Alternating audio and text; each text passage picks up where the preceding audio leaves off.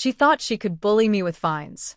She thought she could control me with citations, snide smiles, and whispered threats. What she didn't know is that I was a federal judge and the last woman on earth she should have messed with. It started with a letter in my mailbox.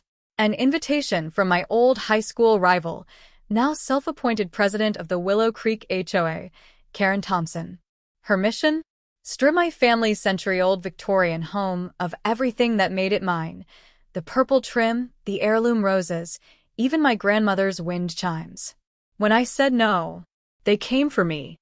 Fake violations, harassment, midnight intrusions, and then the fire. But this isn't just a story about a house burning down. This is about a criminal conspiracy disguised as community improvement. It's about corrupt power hiding behind property lines and the one woman who refused to back down. This is war. It's personal. And oh, it's only getting started. Welcome to Real HOA Drama, where the lawn is never just grass and the neighborhood watch might be watching a little too closely. If you love real stories of justice, revenge, and HOA madness, hit that subscribe button and follow for more jaw-dropping episodes. The sun rose slow and honey-colored over the sleepy rooftops of Maple Street, gilding the ivy-covered eaves of my Victorian home like something out of a sepia photograph. I sat on the front porch swing, Grandma swing, to be precise, cradling my mug of black coffee, watching the breeze flirt with a purple trim she'd painted herself in 1961. I could almost hear her voice in the wind, gently scolding me to repaint it every few years, but never in beige. That's when I saw her. Karen Thompson, power walking across my lawn like she owned the world, clutching a manila envelope as though it were the Constitution itself. Her platinum bob didn't move, her Lululemon outfit matched her overpriced sneakers, and her smile was sharp enough to slice a grapefruit. I knew that walk, that smile, that envelope. And unfortunately, I knew her. We'd gone to high school together, back when she still went by Karen Barnes and copied my math homework during study hall. She was head of the cheer squad, I was captain of the debate team. She had popularity, I had brains. I graduated valedictorian. She threw a party I wasn't invited to. And clearly, she never got over it. "Good morning, Sarah," she sang, placing the envelope carefully in my mailbox like she was crowning it with a tiara. "Hope you'll take a look at the exciting opportunity inside." I didn't answer. I just took a long sip of coffee and stared at her over the rim of the mug. She lingered, snapping photos of my roses like she was compiling evidence for a trial, which, as irony would have it, I was infinitely more qualified to conduct than she knew. After she sashayed away, I opened the envelope. Inside was a glossy brochure with photos of beige boxes masquerading as homes, identical mailboxes, plastic fences, and a smiling family that screamed stock photo. Bold letters across the top read, "Welcome to the Willow Creek HOA, where uniformity is unity."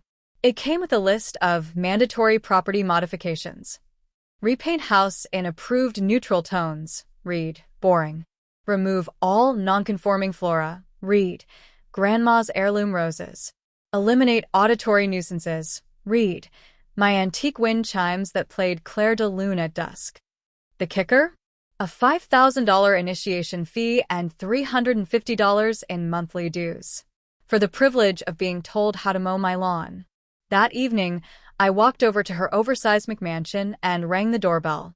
It chimed, literally chimed, the opening bars of "We Are the Champions." Of course it did. Karen opened the door with a badge pinned to her sweater that read, "Neighborhood Watch Captain." Her smile was all teeth and no warmth. "I've reviewed your invitation," I said evenly, letting 2 decades of courtroom calm settle into my voice. "I'm going to have to decline. This home has been in my family for 3 generations. I'm not changing it to suit your aesthetic." Her smile vanished like a cheap veneer under pressure. "Oh, sweetie," she hissed, dropping the act. "This isn't really optional. Your property is surrounded by HOA members. We're voting next week to enforce compliance." "I've reviewed the land plats," I said, pulling the deed from my tote bag like a lawyer unsheathing a sword. "My lot predates the HOA. Legally, I'm not required to join." Her face flushed a delightful shade of HOA red. You should reconsider, she snapped. Old houses like yours, accidents happen. Fires. Code violations. Gas leaks. Be a shame if something happened just because you were stubborn. I looked her straight in the eyes. Is that a threat, Karen? She blinked, composed herself. The sugary smile returned like mold under wallpaper. Of course not. I'm just thinking about the neighborhood's safety. I turned and walked away, pulse steady, heart hammering. Her voice followed me. You've got 1 week. Then we decide. Back on my porch, I sat down again in Grandma's swing, the wood creaking beneath me like an old friend. The roses swayed in the wind, their scent defiant and wild. She thought I was just another quiet woman in a quaint house. She didn't know I'd spent 20 years on the bench putting criminals behind bars. And she had no idea who she'd just declared war on. They came for the roses first. Not with fire or poison, not yet, but with rulers, clipboards, and the smug satisfaction of people who mistake control for character. It started 3 days after I declined Karen's precious HOA invitation. That morning, I found a bright orange slip of paper taped to my door like a parking ticket. Violation notice, unregulated vegetation. The offense? My grass was, apparently, 3.25 inches tall, a full 1/4 inch over whatever arbitrary rule they'd drummed up overnight. Later that day, I caught Karen's sidekick, a woman named Trish who looked like she bought her entire wardrobe from a yacht club gift shop, snapping photos of my flower beds like she was casing a crime scene. The next day, another notice. Unauthorized exterior decor. Translation? My grandmother's wind chimes, handmade from antique silver spoons, were considered auditory clutter. I laughed out loud. Then I filed it, along with the growing stack in my evidence binder, tabbed and color-coded. Court habits die hard. By the end of the week, I'd received 5 citations and a strongly worded letter suggesting I seek guidance from the HOA on how to better fit into the community aesthetic. The only thing missing was a scarlet letter pinned to my mailbox. Then came the meetings. They started holding HOA gatherings in Karen's driveway, conveniently located directly in front of my home office window. Folding chairs, Costco lemonade, and a portable speaker blaring elevator jazz, while Karen projected a PowerPoint titled, Revitalizing Our Neighborhood. I didn't need to hear the whole thing to know what it meant. I cracked the window open one afternoon and caught her voice, syrupy and sharp. Some older properties just don't fit the vision anymore. Non-compliant yards, garish paint colors, it's a shame, really. I didn't flinch. I just clicked record on my newly installed security system. For hidden cameras, high-def, night vision, wide-angle. If they were going to play games, I'd bring a courtroom to the battlefield. The next morning, I spotted the latest assault, a full-blown morning inspection walk. Karen, clipboard in hand, led a group of HOA loyalists around the block like she was Moses guiding the Israelites, but somehow meaner and more judgmental. They stopped at my property, peering over the fence like nosy vultures in yoga pants. Karen bent down, her manicure glittering in the sun, and pointed at my grandmother's roses, lush, full, the color of ripe cherries. These, she announced to her audience, are invasive, unmanaged, and frankly ugly. Who wants to live next to a garden that looks like it belongs in a haunted museum? I sipped my coffee from the porch and waved. Karen didn't wave back, but someone else did. From the house across the street, I spotted a pair of curious eyes behind a bush. Eli, the 10-year-old with a Nintendo Switch practically glued to his hands. His mom, Dana, was a single mom working night shifts, and Eli was often left to his own devices, which lately included spying on Karen with all the subtlety of a squirrel on espresso. That night, Eli knocked on my door, holding a Switch and wearing a grin that was all teeth and trouble. "Miss Sarah, I think you'll want to see this." He handed me the console. On the screen, a video clip, grainy but clear. Karen and Trish, whispering near my fence. "We'll get her next week. She's the last holdout. Once she's gone, we rezone and flip the whole block." My breath caught. "Does your mom know you're recording HOA espionage?" I asked, blinking. He shrugged. "She says Karen's creepy. Smart kid." As Eli skipped back across the lawn, I stood in the doorway, a strange mix of dread and purpose blooming in my chest. They thought they could shame me into submission, harass me until I caved. But the moment they insulted Grandma's roses in front of the whole neighborhood, that's when the war got personal. They wanted to turn my home into another beige box. Instead, they just turned me into the most dangerous thing on Maple Street. A judge with nothing left to lose, and the receipts to prove it. The roses were the first to cry for help. It was just past midnight when I shuffled into the kitchen for a glass of water, barefoot and half asleep. The moonlight sliced through the blinds in quiet silver beams, casting soft shadows on the floorboards. That's when I noticed movement on the security feed. 3 blurry figures crept through my backyard, low to the ground like raccoons with an agenda. I squinted, leaned in, and my blood turned to ice. Karen. Clad in leopard print pajamas and garden gloves, flanked by her 2 most devoted disciples, Trish and some guy named Mike, who wore a headlamp like he was auditioning for a Home Depot commercial. All 3 were armed with chemical sprayers, the kind landscapers used to nuke weeds from orbit. I bolted to the porch, phone in hand, camera already rolling. "What do you think you're doing?" I called out, voice sharper than barbed wire. Karen jumped, nearly dropping her sprayer, but recovered quickly with that soured sugar smile she wore like a badge of honor. "Oh." "Judge Martinez," she said sweetly, like this was a casual Tuesday night book club. "We're just helping with neighborhood beautification. These rose bushes? They're invasive. Non-native. The HOA has strict landscaping standards." I took a step closer, nostrils burning with the stench of whatever they were spraying. "Those aren't weeds, Karen. They're Rosa gallica officinalis. My grandmother planted them in 1960. They're certified heirloom roses. I have the documentation.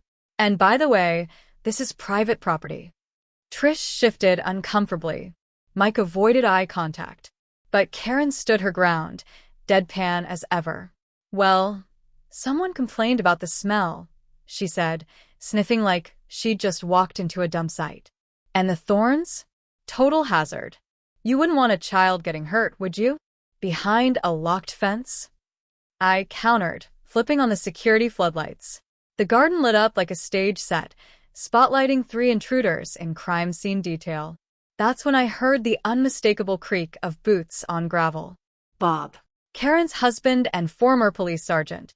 Tall, broad-shouldered, and with the kind of aging bravado that comes from decades of getting his way by raising his voice 1 octave too loud. He stepped out of the shadows like he'd been waiting for his cue. "Let's not escalate this," Bob rumbled low and slow. "Nobody wants trouble. We're just trying to keep the neighborhood safe." I looked at him, then at Karen. "Trespassing.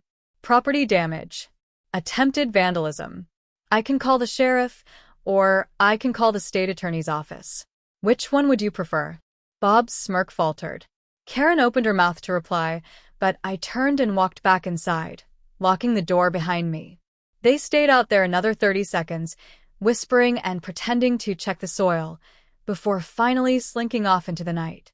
When morning came, the roses were dying. Their vibrant petals, once ruby red and full of life, were blackened at the edges, curling inward like tiny fists. My heart cracked. These weren't just plants. They were memories in bloom. My grandmother's laughter, my first kiss behind the trellis, the quiet afternoons reading case files among the petals. As I pulled out the dead roots, a loose photo frame tipped from the shelf above the fireplace, landing face down on the rug. When I picked it up, the back had popped open, revealing something I hadn't seen in years, a folded piece of yellowing paper tucked between the backing and the photo of Grandma in her Sunday hat. I unfolded it with shaking hands. Her handwriting, elegant and looping, filled the page. "My sweet Sarah, if you ever feel this house slipping from your grasp, remember, its walls are made of more than wood. They're built with history, with love, with justice. If you can keep it standing through what the world throws at you, then our legacy will never die. Love always, Grandma Rose." I sat on the floor and wept, just for a moment. Then I wiped my eyes, stood up, and stared out the window toward Karen's house. Her bedroom light was still on, probably planning her next beautification project. She had no idea. She hadn't just attacked a garden. She'd awakened a woman who had justice in her blood, and now she had a mission. The courtroom was cold that morning, air conditioning always cranked to Arctic despite the balmy spring heat outside. I'd just handed down sentencing in a fraud case when my clerk, Emily, burst through the doors, face pale and eyes wide with something worse than panic. "Judge Martinez," she whispered, rushing to my bench. "Your house, it's on fire." My heart stopped. No, it jumped, slammed, stumbled, and then collapsed.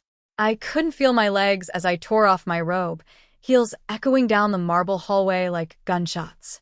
Emily's voice trailed behind me. Something about the fire department, containment, no injuries, none of it stuck. 15 minutes. That's all it took to get from the courthouse to Maple Street. But it felt like a century. I saw the smoke first.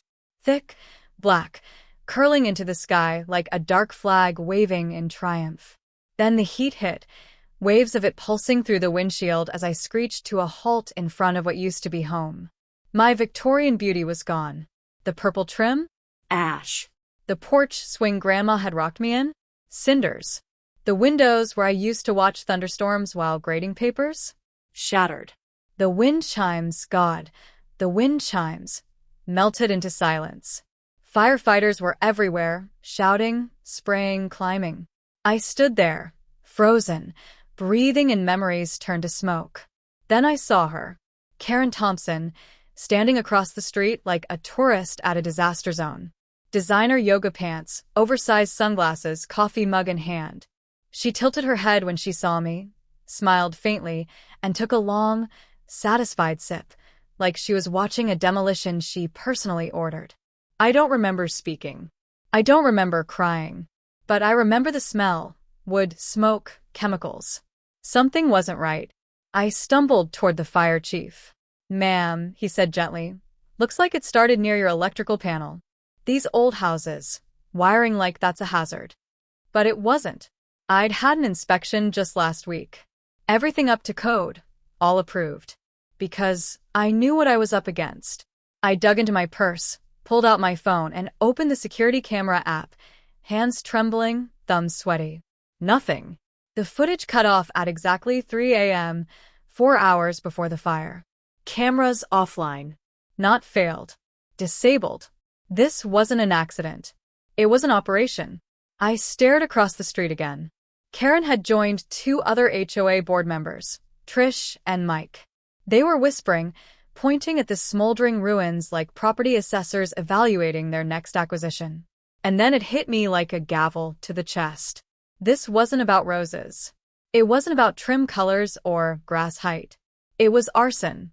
Targeted. Planned. A warning shot dressed up as an accident. But they'd made one mistake. They thought I was just a woman with a pretty porch and a soft spot for old roses. They didn't realize I'd been a federal judge for 20 years, specialized in conspiracy, fraud, and criminal enterprise. I knew how to take down cartels and corporations, and I just found my newest case. I didn't scream. I didn't curse. I walked 3 blocks away, sat on a bus bench, and made 3 phone calls. First to Tom Barrett, a private investigator I'd used on a corruption case 5 years ago. Second to Carlin Gwynn, assistant state attorney with a specialty in property fraud. And third, to a contact in the FBI's public corruption division, someone who owed me a favor. I gave them the basics: targeted harassment, forced compliance, tampered surveillance, and a fire that killed more than a house. It burned away the illusion of safety. And as I hung up the phone, the grief that had sat in my chest like a stone began to shift, hardening into something colder, sharper. They thought the fire would break me. They didn't realize it just lit the fuse. This wasn't over. This was the beginning. The ashes hadn't even cooled when I met Tom Barrett at a Greasy Spoon diner just outside town. He looked exactly the same as he did 5 years ago. Creased leather jacket, 2-day stubble, and a face like he'd lost a poker game to fate. But the man had instincts like a bloodhound and the patience of a saint. He slid into the booth across from me and gave me a long look. "You sure you're ready for this, Judge?" I nodded, pushing a charred photo of my grandmother across the table. They lit my past on fire, Tom. I'm not letting them steal my future, too. We got to work. Within days, Tom dug into county fire records going back 7 years. What we found was a pattern so precise it practically screamed conspiracy. 15 fires. 15 homes. All within a 10-mile radius of Maple Street. All marked as electrical malfunctions. And every single one initially refused to join an HOA. The official reports, filed by local fire investigators, were suspiciously identical. Same phrasing. Same conclusions. No evidence of foul play. No follow-up investigations. It was like someone had copied and pasted a tragedy and kept hitting save as. And then came the real kicker. Tom traced the chain of title transfers. The burned properties had all been purchased at a fraction of their market value, scooped up quickly by a real estate holding company called Wildest Development LLC. Guess who owned it? Karen's sister, Melissa Thompson Sloan. A name that hadn't popped up on any neighborhood rosters, but had ties to real estate deals spanning 4 counties. Tom leaned back in the booth, flipping through the files. This isn't just bullying, he muttered. This is a racket. They weren't just enforcing conformity. They were running a criminal real estate syndicate, using the HOA as a front to pressure, harass, and when that didn't work, destroy. But then, just as we were connecting the dots, a new name slipped through the cracks. Linda Brooks. Trish had called her the HOA's treasurer, but she was never in the public eye. Never at the driveway meetings. Never on camera. But late one night, I got an email from an encrypted address. Subject: We need to talk. I didn't sign up for this. I have something you need to see. LB**. She asked to meet 2 towns over, at a gas station cafe that looked like it hadn't been updated since 1974. I arrived early, scanning every corner like I was about to testify in federal court. She showed up in a hoodie and sunglasses, hands trembling as she set her purse down. Judge Martinez, she whispered. I nodded. You're safe. She laughed. Bitter. Broken. Nobody's safe around Karen. She slid a USB drive across the table like she was handing off state secrets. Financial records. 5 years' worth. She made me cook the books. Threatened to report me for immigration fraud if I didn't go along. I stared at her. You're not even undocumented, are you? No, she whispered, eyes glassy. But I was scared enough to act like I was. The files were detailed. HOA dues being siphoned into shell companies. Cash payments tied to property acquisitions.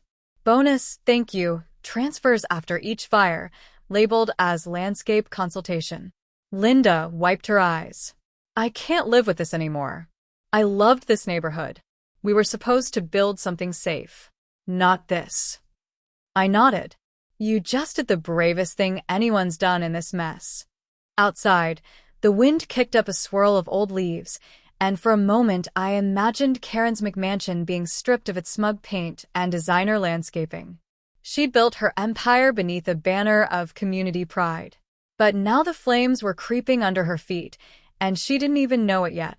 If there was ever a time I felt like a federal judge turned vigilante detective, it was the moment I plugged Linda Brooks' USB into my laptop and watched 5 years of corruption unfurl in neat, damning Excel spreadsheets. It didn't lie. Hidden among HOA dues and beautification grants were shadow payments, coded transfers, and cash withdrawals that matched, almost to the day, each suspicious fire. Consulting fees routed to Auburn Nest Development. Neighborhood improvement bonuses that magically appeared after every property was condemned. All tied to the same account. Karen Thompson, the queen of uniformity, the witch of Willow Creek. And now, prime suspect in a federal racketeering case. Linda had handed it over like it was radioactive. Her hands were shaking. I didn't want to believe it at first, she'd told me. I thought we were helping people cleaning up the neighborhood. But when Karen asked me to adjust the books after the Rodriguez house burned, I knew. She paused, then added quietly. And when I said no, she smiled and said she had friends at IC. That one phone call, and I'd be gone. I stared at her, dead serious. You're a citizen. I know, she said, swallowing hard. But fear doesn't care about the facts. I filed her statement, logged the files into an encrypted drive, and started building something I hadn't needed in years. A RICO case, Racketeer Influenced and Corrupt Organizations Act. The big leagues.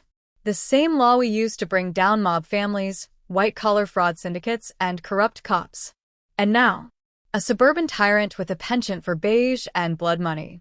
Tom, my investigator, helped me cross-reference the payouts. Carla, my contact at the state attorney's office, looped in a forensic accountant. And I played it calm, collected, patient. But what came next that hit me in the gut? It was a knock at my door. Ellie. My 10-year-old neighbor, still wearing yesterday's hoodie, holding his Nintendo Switch like a sacred relic. "Miss Sarah," he said, glancing around. I think I caught something weird on camera. I was trying to record Bentley pooping on our lawn again for Mom to prove to Karen. But then, he handed me the console. I tapped play. The grainy video showed my backyard. Timestamp, 2:04 a.m., the night of the fire. Karen and Bob. Creeping through the hedges like burglars in designer sweatpants. Bob carried something, a red gasoline can. Karen held a flashlight, her face twisted in a scowl I hadn't seen since junior prom when she lost homecoming queen and blamed it on rigged votes. They stopped near my fuse box, whispered something Eli's camera didn't catch, and then Bob began pouring. Karen stood watch. Then they vanished back into the night. I watched it twice. 3 times. Didn't breathe. This wasn't just hearsay.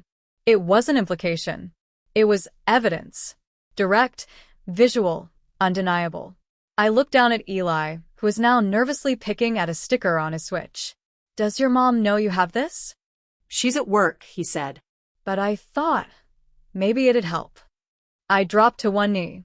"Kid, you just helped more than you'll ever know." He beamed like he'd unlocked a secret level. After he left, I transferred the file, backed it up in 3 separate locations, then printed a still image from the video, Karen's face half-lit by the flashlight, frozen in mid-crime. I pinned it above my desk next to Grandma's note. They thought they were smart. They thought they could hide behind fake permits, HOA jargon, and threats whispered in driveways. But Karen had made 2 fatal mistakes. 1. She underestimated how far I'd go for justice. 2. She didn't count on a kid with a game console and perfect timing. Game on. Some people bake casseroles when they're grieving. Me? I built a decoy house rigged with surveillance and baited with bad intentions. It took weeks of planning. Tom helped me rent a historic-looking shed from a film set salvage yard, complete with hand-carved trim, vintage shutters, and a charmingly crooked porch. We set it up on a vacant lot I leased under a shell company. Then I made sure the neighborhood grapevine got the right story. "Did you hear? Judge Martinez is rebuilding, says she's preserving the original structure. Whole thing's made of reclaimed wood from 1890. The bait was set. Karen, of course, couldn't resist. By day 3, I caught her HOA minions doing walk-bys, measuring porch widths, snapping photos of gutter angles. On day 5, I left a copy of fake renovation permits in my mailbox, stamped, pending historical approval. That night, they took the hook. Karen called an emergency HOA enforcement meeting, which, in Karen speak, meant vandalism planning brunch. We knew they'd move fast. This was her style. Strike before paperwork catches up. So we moved faster. FBI agents went full cloak and dagger, installing hidden microphones, thermal imaging, and chemical residue traps throughout the decoy house. The whole place was wired tighter than Fort Knox. The agents nicknamed it Project Dragon Trap. I didn't argue. On the 7th night, it happened. At 2:11 a.m., Karen crept onto the lot with Bob and Trish in tow. Same uniforms, dark hoodies, latex gloves, smug entitlement. Karen carried another gasoline can, almost lovingly, like it was part of her HOA starter pack. I watched everything from a van down the block, headset crackling, adrenaline surging like a courtroom verdict. "We'll say it was an accident again," Karen whispered on the mic feed. "Old wood. Probably a rat-chewed wire. And then we offer a buyout next week." She leaned over the porch railing, uncapped the can. And that's when the FBI moved. Lights on. Sirens screaming. Agents emerging from behind trash cans, hedges, and the fake rose bush we'd installed just for flair. Hands in the air. Drop the can. Bob froze. Trish screamed. Karen, she didn't drop it. She threw it. Right at the porch. And as the gas splashed harmlessly on the flame-retardant wood, she looked up and locked eyes with me. I stepped out of the unmarked van wearing my full judicial robe, black and flowing, like a hammer falling from the heavens. The robe was hot, heavy, theatrical, and perfect. She blinked. You. I nodded slowly, stepping closer. You really should have read my resume before you started this war. As agents cuffed her wrists, she turned to Bob. Call the mayor. Call the council. They can fix this. Bob, sweating, muttered something about needing a lawyer. But I wasn't done. I handed the lead agent a sealed folder marked City Council Election Dossier. Inside, evidence we'd uncovered just days before. Karen wasn't just HOA president. She was running for city council on a platform of neighborhood revitalization and property development reform. Her plan? Use her seat to change zoning laws, fast-track condo permits, and legitimize the land grab she'd orchestrated through fire and fear. Once enough houses were burned and bought, she'd legalize the acquisitions and flip the land to developers at a massive profit. All while sipping coffee and preaching community values. Not anymore. As she was loaded into the back of the FBI van, I walked over to the front lawn of the decoy house and bent down to touch a single flower, an artificial rose we'd planted as a nod to Grandma. This wasn't just a sting operation. It was poetic justice. Karen had built her empire on intimidation, manipulation, and scorched earth. And now, she was the one who got burned. The courthouse was standing room only. Cameras lined the back walls. Reporters murmured like distant thunder. And in the center of it all sat Karen Thompson, clad in a tailored beige blazer 2 sizes too tight for someone carrying that much guilt. She looked smaller now. Not just physically, though prison orange had a funny way of stripping illusions, but spiritually. Gone was the sparkle of HOA supremacy, the clipped confidence of someone used to being obeyed. In its place was a woman unraveling under fluorescent lights. This was no longer a local dispute. It was a federal case, State of California versus Karen Thompson, with charges ranging from racketeering and arson to real estate fraud and conspiracy under RICO statutes. And I was no longer the victim. I was the presiding judge. That's the part Karen hadn't seen coming. Due to the conflict of interest, I couldn't oversee her sentencing, but I was authorized to testify, help guide evidence, and ensure every voice she tried to silence had a seat in that courtroom. First came Mrs. Rodriguez. She was 78, wore a navy church hat with matching gloves, and held up a photo album scorched at the edges. These were my wedding photos, she said quietly. They burned when my garage caught fire. The day after I told Karen I wouldn't pay her HOA fee. Then the Patel family took the stand. Their grandfather's urn had been in the living room when the fire started.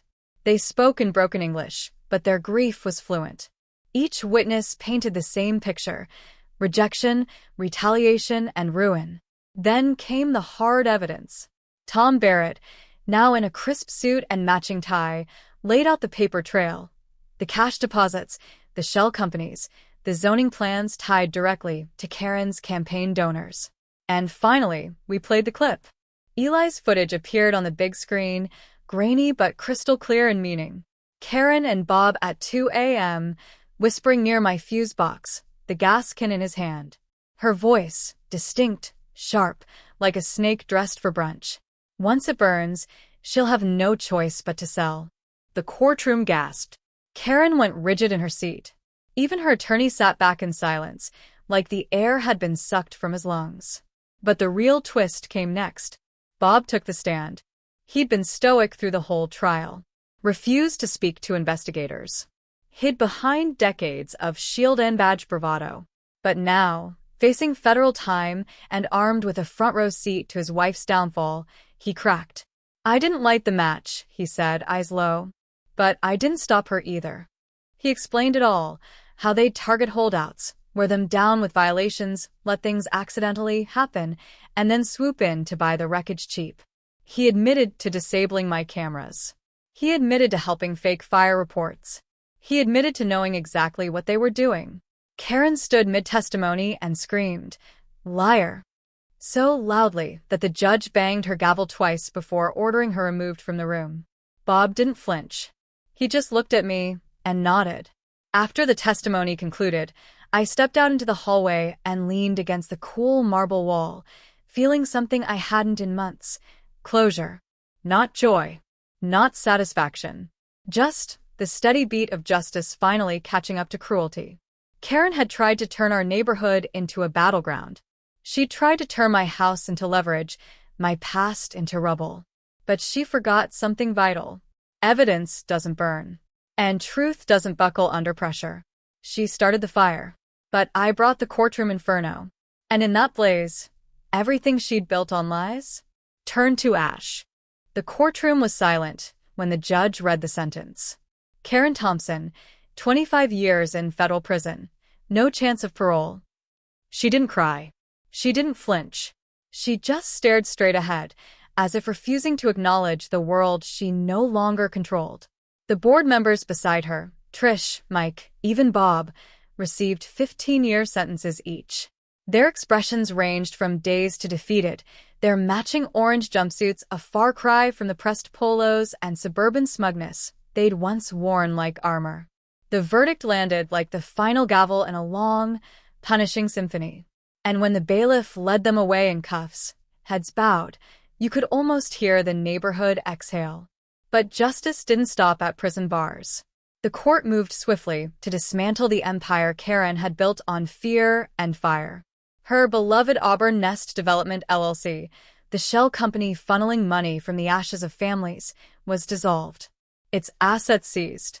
Every hidden account, every bogus deed, every dollar marked for redevelopment now rerouted to a victim compensation fund. And the crown jewel of her kingdom? Her sprawling McMansion, 5 bedrooms, 3 bathrooms, and a wine fridge that had its own thermostat, was seized and auctioned off. I attended the sale, not out of vengeance, but curiosity. And hope. When the gavel struck and the home officially sold, it wasn't to a hedge fund or corporate speculator.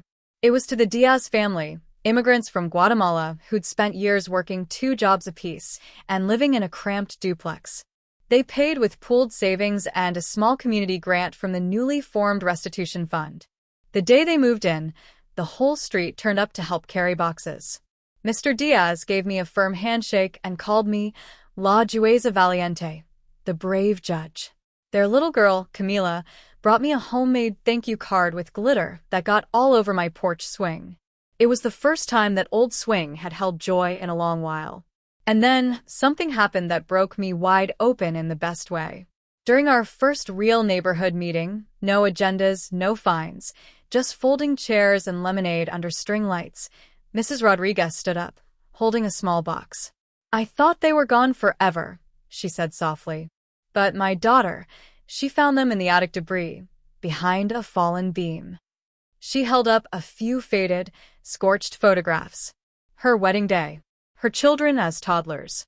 Her late husband in uniform, laughing as he held a sparkler. Some were barely intact. Curled. Edges blackened. But they survived. She passed them around, gently, and each neighbor who touched them did so with reverence, like sacred artifacts. Because they were. It was a moment no HOA meeting could ever manufacture. Real community, forged not through rules, but resilience. The war Karen started with a clipboard and a bottle of bleach had ended with open arms and potlucks. Her legacy of control had been replaced by something simple and profound: trust. That night, I sat on my rebuilt porch, holding my own memento, a chunk of charred purple trim I'd salvaged from the ruins, now sealed in glass like a museum piece. And I smiled not because we won, but because we healed. Justice, when it works right, isn't loud. It doesn't need parades or applause. Sometimes it looks like a neighbor handing you cookies. Sometimes it sounds like children laughing where silence once lived. Sometimes it feels like peace in a place you once feared. Karen thought she could control everything. But in the end, she couldn't even control the story. Because this is how it ends. With truth outlasting fire. With neighbors rising from rubble. And with justice served cold, clean, and final. The scent of roses came back before the petals did. It started with a single bud, small, stubborn, and more determined than anything I'd ever planted. It pushed through the scorched soil beside the porch, the last survivor of Grandma's beloved garden. I'd clipped it weeks earlier and nurtured it like a relic in a water jar on my windowsill, praying it would root. It did. And from that single stem, the garden was reborn. We rebuilt the house plank by plank, shingle by shingle, using salvaged materials where we could and restoring every detail with painstaking care. The purple trim returned first, vivid, unapologetic, exactly how Grandma had painted it the first time in 1961. The porch swing creaked again, freshly stained but carrying the same lullaby. The wind chimes, melted in the fire, were recast using pieces from the old ones. They still played Clair de Lune, though the notes seemed deeper now, weathered, like they'd seen something and chosen to keep singing anyway. It wasn't just a house anymore. It was a statement. You can't burn legacy. You can't silence memory. And you damn sure can't kill justice with gasoline. But maybe the most beautiful thing wasn't what we rebuilt. It was what we planted around it. With Karen and her minions gone, the neighborhood felt like it had exhaled after holding its breath for too many years. We came together, not to enforce rules, but to rewrite what community meant. And we didn't form an HOA. We created something real. Something human. We called it the Maple Circle, a community association in name only, with no dues, no threats, and no beige mandating bylaws. Just potlucks, lawn tool swaps, a babysitting co-op, and monthly yard circles where people could talk about anything: grief, recipes, zoning ordinances, or how to fix that one weird humming noise coming from the new dishwasher. People showed up. People helped. Mrs. Patel taught the kids how to plant tomatoes. Eli became the unofficial neighborhood tech guy and started tutoring other teens on how to edit video. Even Mrs. Rodriguez, whose house had once stood in ash like mine, hosted a poetry reading in her backyard under the old oak tree that somehow survived the fire. We didn't have regulations. We had trust. And in the center of it all was my garden. No longer a battleground, but a sanctuary. Every morning, I'd brew my coffee and step barefoot onto the porch. The grass was a little wild. The roses reached in every direction. And the wind chimes sang in the breeze, soft and defiant. I always brought the same mug. It was white porcelain, chipped at the handle, with the faded gold words, Karen's cup. The one she dropped when she realized who I was, when the FBI cuffed her and her coffee splashed onto courtroom tile like karma in liquid form. I keep it not out of pettiness, but purpose. It reminds me that power built on fear always shatters, and that justice, no matter how long it takes, never forgets its way home. So I sit, sip, and watch the roses bloom, brighter now than they ever were before. I hear neighbors laughing across the fence. I hear music from a backyard speaker. I hear children playing where silence once suffocated. And I smile. Because this time, the story ends with flowers, not fire. Because the garden bloomed again. And so did we.